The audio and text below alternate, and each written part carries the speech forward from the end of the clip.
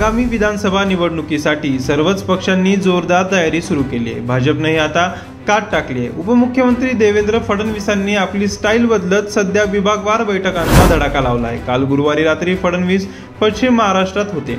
तेथील 15 आमदारांची त्यांनी बैठक घेतली। त्यात त्यांनी आपली रणनीती स्पष्ट करत कुणाला तिकीट मिळणार हे सांगूनच टाकलं। उपमुख्यमंत्री देवेंद्र फडणवीस काल रात्री पश्चिम महाराष्ट्रातील भाजप आमदारांची बैठक घेत होते। या बैठकीत त्यांनी आमदारांना विधानसभेचा कानमंत्र दिलाय। तसेच जिंकून येणाऱ्या आमदारालाच तिकीट देणार असल्याचंही त्यांनी सांगितलं। त्यामुळे पश्चिम महाराष्ट्रातील आमदारांची धाकधूक वाढली आहे।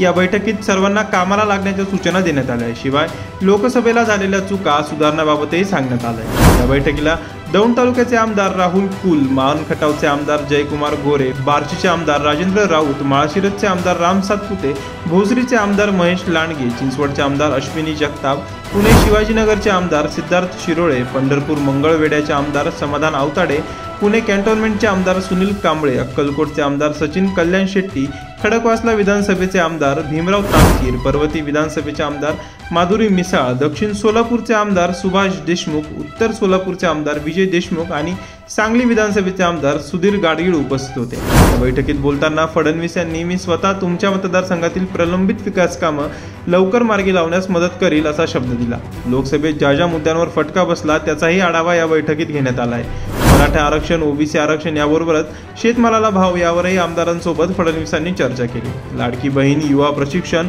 या योजना प्रत्येक गावात पोहोचवा, महायुतीच्या स्थानिक सर्व पदाधिकाऱ्यांना सोबत घेऊन काम करा अशा सूचना फडणवीस यांनी यावेळी दिल्या आहेत। प्रत्येक विधानसभा मतदारसंघात एक सभा घेण्याचे नियोजन करण्यात आले आहे। 20 ऑगस्ट पासून 7ही विभागामध्ये दौरे सुरू होणार आहेत।